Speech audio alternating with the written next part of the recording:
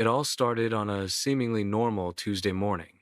David Langley, a 34-year-old accountant from Denver, had his routine perfectly mapped out. Wake up at 6:30 a.m., brew a cup of coffee, check emails, then finally, log into his online banking to see the status of his accounts. Little did he know that this routine would be shattered in the most terrifying way imaginable. David was meticulous with security. Passwords were strong, two-factor authentication was enabled, and he never shared personal information over the phone. That morning, however, the line between caution and disaster blurred in a way he never anticipated. It began with a phone call. A voice, calm and professional, claimed to be from his bank's security department. "Good morning, Mr. Langley. We have noticed some unusual activity in your account and need to verify a few details to ensure your funds remain safe," the voice said. David, naturally cautious but slightly alarmed, kept his guard up. "What kind of activity?" he asked, his heart rate rising slightly. "Some transactions flagged from your account. We believe it might be fraudulent. If we don't verify immediately, the account will be temporarily frozen," the caller said. The voice was convincing, almost soothing. It had that practiced tone, the kind that makes you trust them without realizing it. The scammer then asked David to perform a simple task to secure his account. "Sir, please dial 62 from your phone and read me the response. This will let us check the call forwarding settings for your bank alerts." David hesitated. He knew about call forwarding, but the voice seemed so authoritative, so official. It was framed as a security procedure. After a brief internal debate, he reluctantly complied. He dialed the code, and the response popped up on his phone.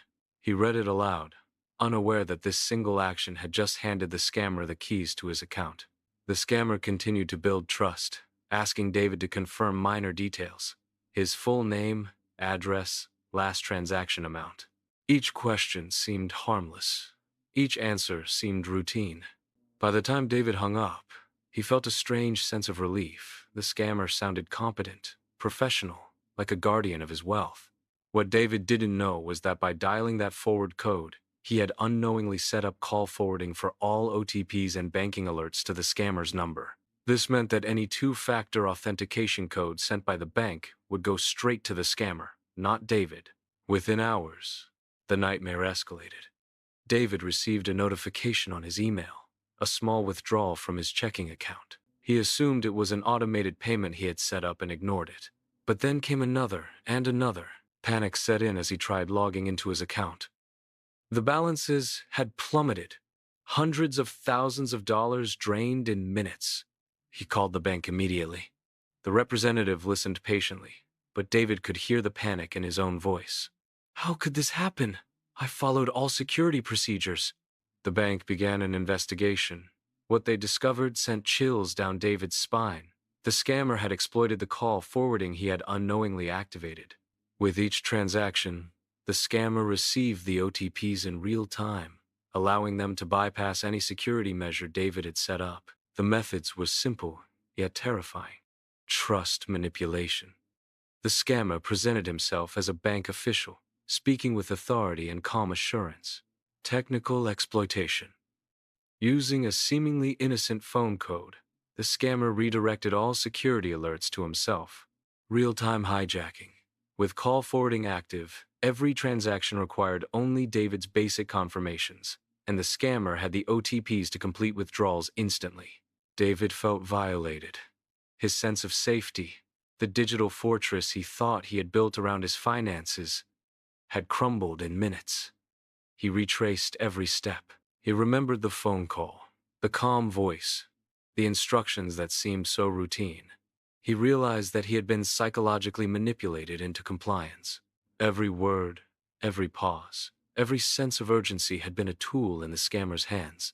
The bank confirmed that all funds had been transferred to accounts overseas, and recovery was impossible. David was left with a bitter reality: thousands of dollars lost, not to malware, not to a sophisticated hack, but to social engineering and a simple phone code. David became an advocate for awareness after that.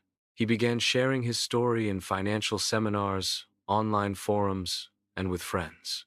He emphasized the danger of trusting unsolicited calls, the importance of verifying any instructions with official bank contacts, and the hidden vulnerabilities in seemingly mundane phone functions. Months later, he received an email from an unknown address. It simply read, "We're watching. Stay alert." David's stomach twisted.